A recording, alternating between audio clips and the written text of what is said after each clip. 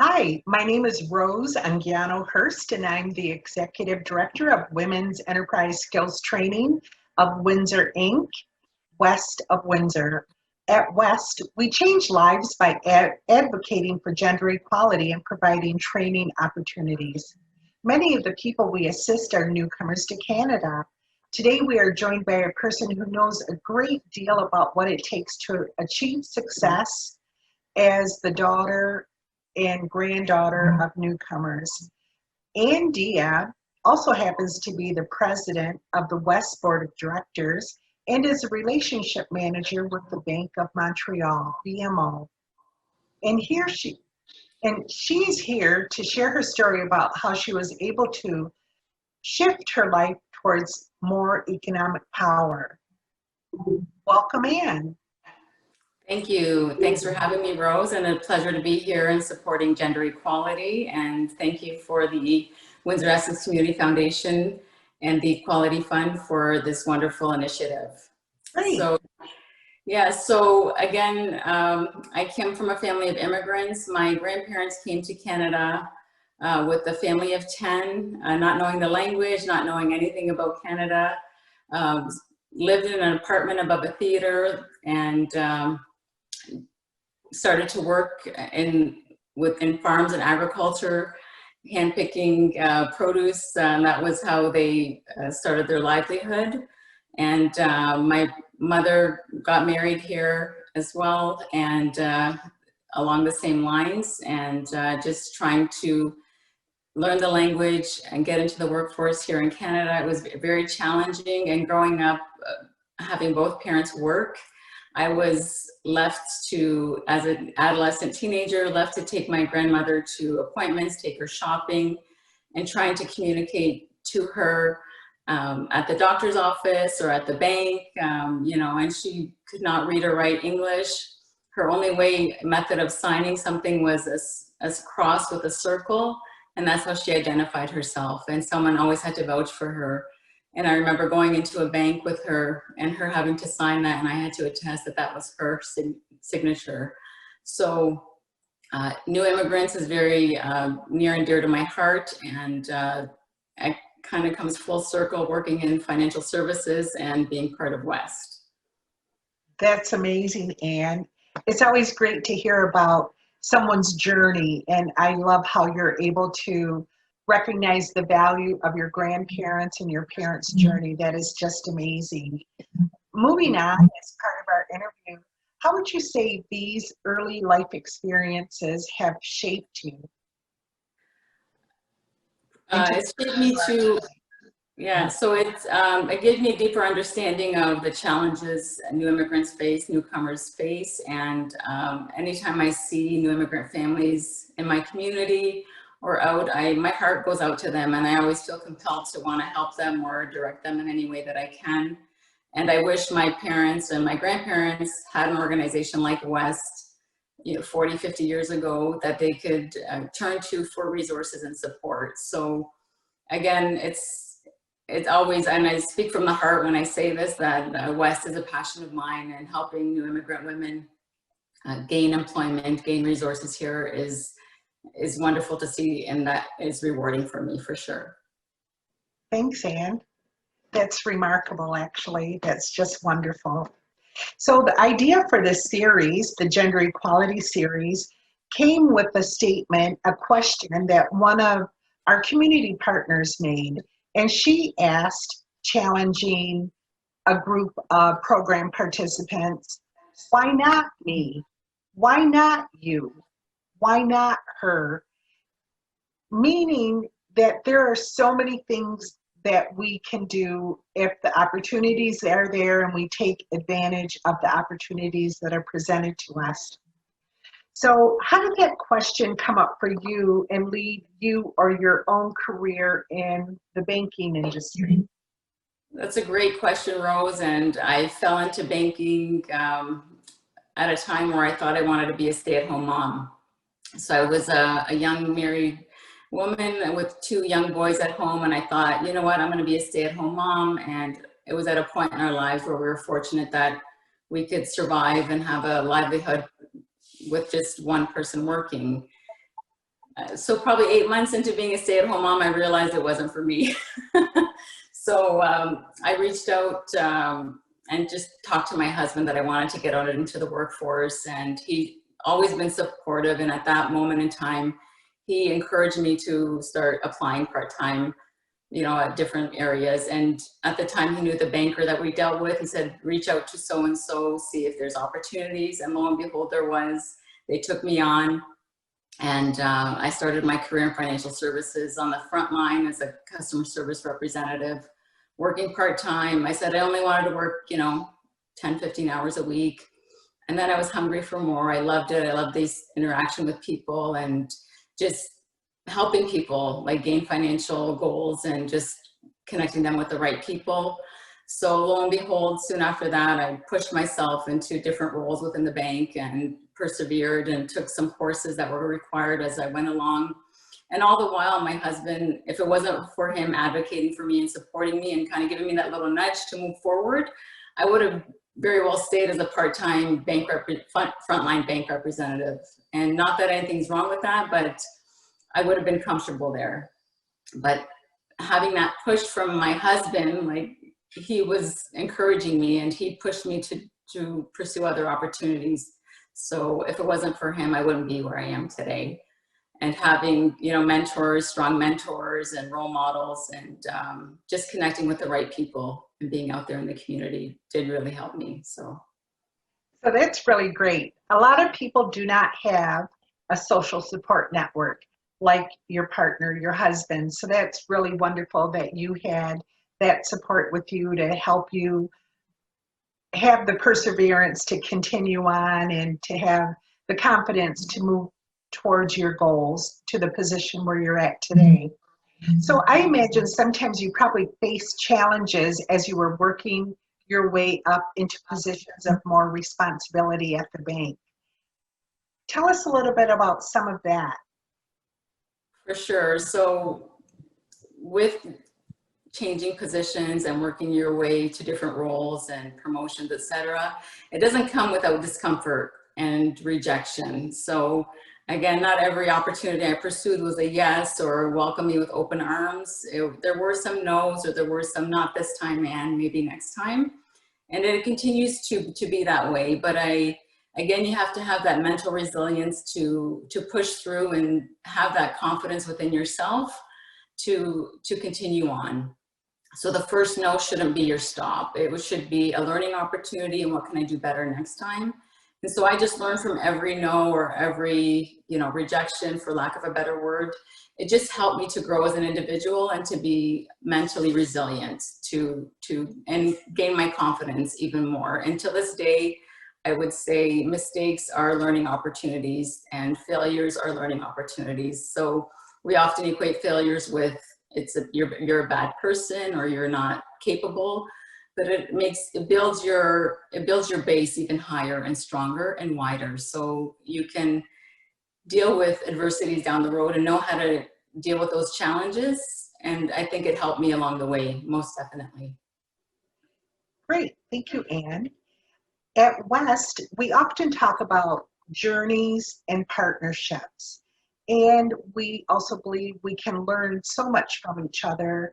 And for our participants to be successful, we really rely on partnerships from the community and from businesses.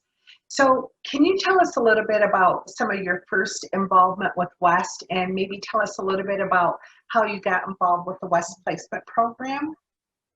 Great. I love this story, sharing this story. So I first met West and your staff from West at one of my first employment establishments in financial services. So I was approached, they would come into the bank and, talk to us and, do you know about West? Are you willing to take on participants, etc.? And for training and development. So I liaised with other leaders in my organization to bring on a West participant. And through the channels, we were able to bring on a West participant and bring them through the ranks and through the training. And it was the most rewarding experience in the fact that this individual was so determined and so focused on the job and gave it her all, her heart and soul. And there was a bit of a language barrier, and she tried everything she could to learn and to be assimilated into the organization. And she took the coaching opportunities as ways to learn. And from there, she developed in the current role and moved her way up a few ranks. And every year after year, I would see her, and she would thank me every time. And she would be involved in our International Women's Day galas and be present. And she would make it a point to come up and say hello to me. And a few years later, I did move financial institutions, and she still stayed connected with me. So it was wonderful. And also in that time, one of your staff approached me to be a board member. So, and I think I had an opportunity to meet with you, Rose, and to learn more about the organization, and I knew a few more employees. So it was very rewarding. I was invited to my first board meeting. I had to submit my resume, etc., and it had to be vetted. So 10 years later, here I am. I started off as a board member and then a vice president, and this past year I've been president. So it's been a tremendous experience, and I've gained a wealth of knowledge and a new appreciation for not-for-profit agencies, and especially West being a Windsor Essex grassroots organization. So very proud to be part of it. And look at you now, you're our president of our board of directors. We've seen so many changes during your time of involvement over the last 10 or so years. And we're always looking for what else can we do? How else can we improve?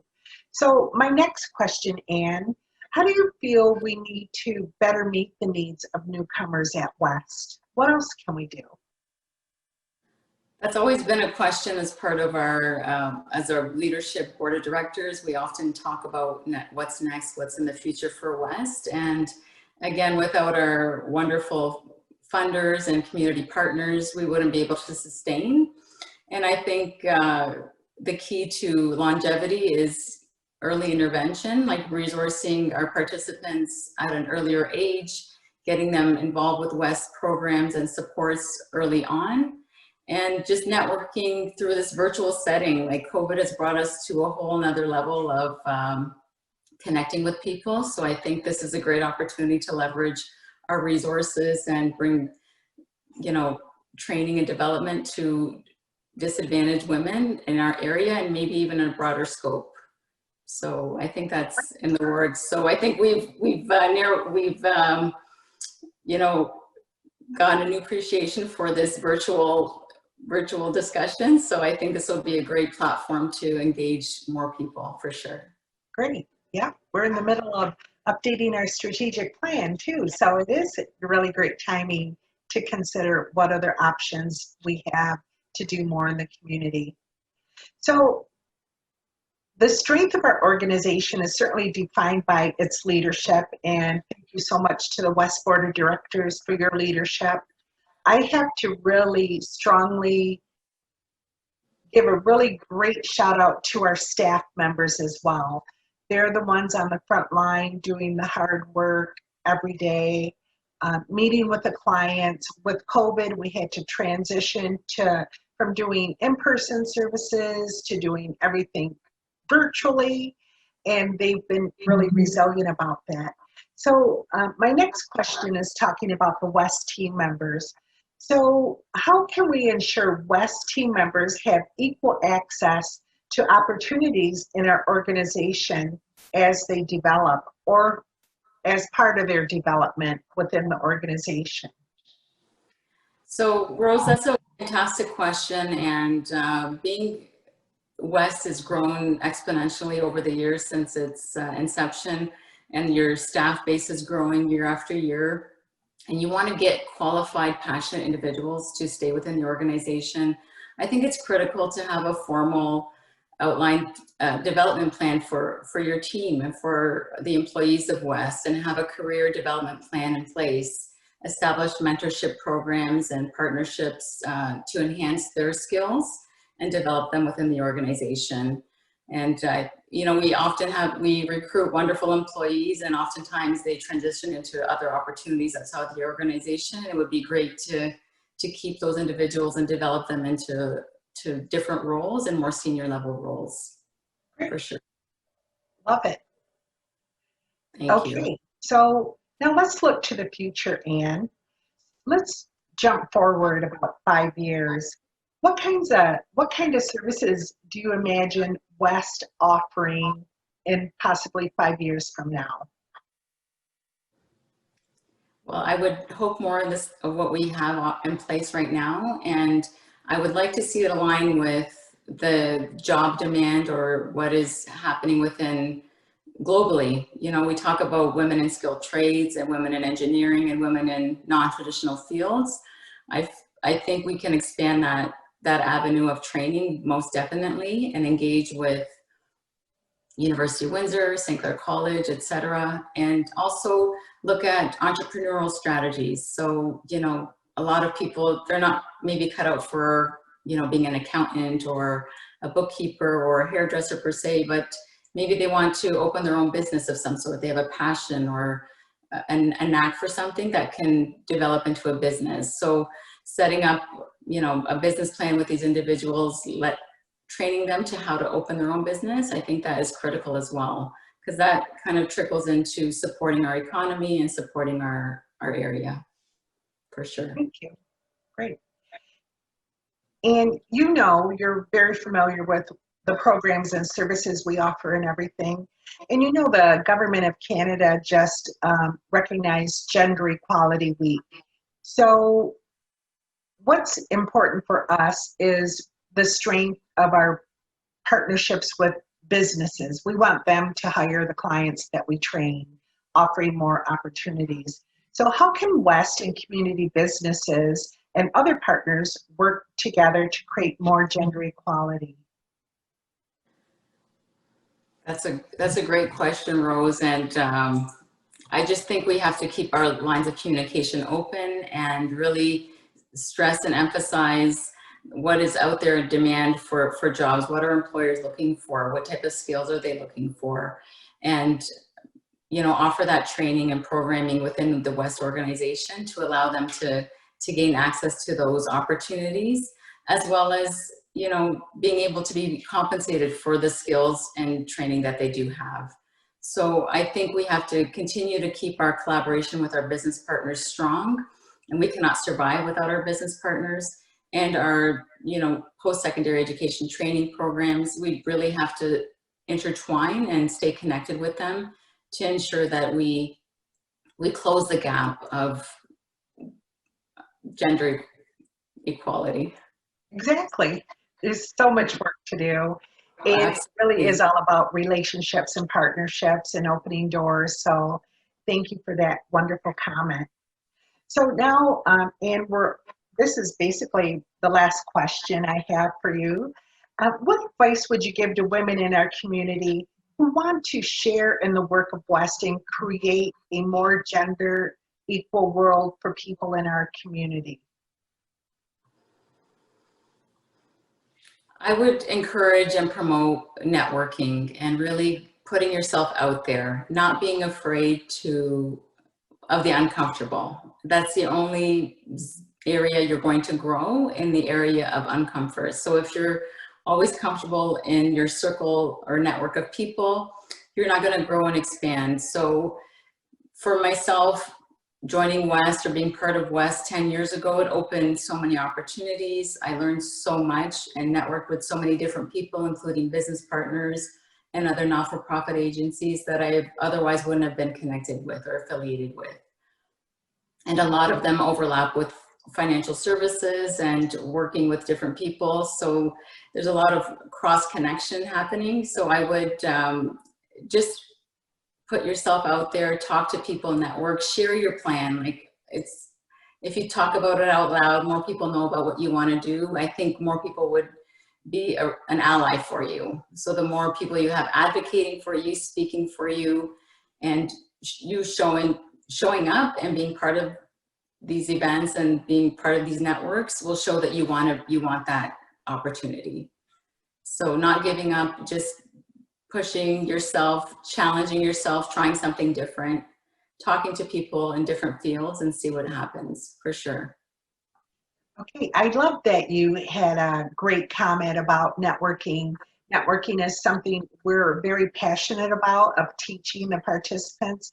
That is a skill. That is definitely something we need to know, and how to interact with different people in the community, and how to have casual conversations to get to know people in the community. It's so, so very important.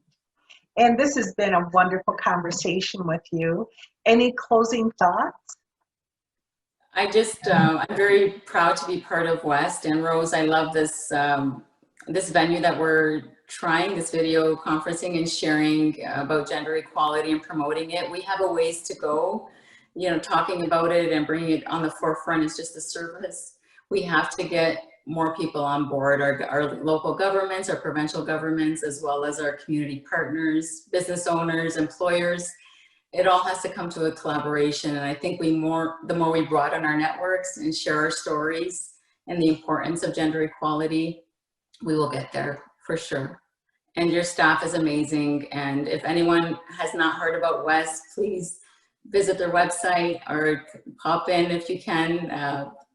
COVID precautions right now, but I'm sure our website is fantastic, and it shares and outlines all of our programs and the staff and the success stories that we've had over the years, most definitely. Thank you so much, Ann. Thank you so much, Ann. So, Ann, it's really been wonderful talking to you. And we do want to, again, recognize and acknowledge the funding that we received from the Government of Canada, the Equality Fund, the Windsor-Essex Community Foundation, and the Community Foundations of Canada for making this project possible. We salute each and every person who has helped us share these stories of inspiration with you. None would have been possible without the courage and openness of the people we have featured. West has determined staff. We count on our allies, partners, and board members, and the Windsor-Essex Community Foundation, again, the Equality Fund, the Government of Canada, and the Community Foundations of Canada. Remember, we're here to help change lives for the better. If you're looking for some help with employment or training, please email us at info@westofwindsor.com. Thank you so much. It's been a pleasure. Thank you. Thank you. It's been wonderful. Thank you so much.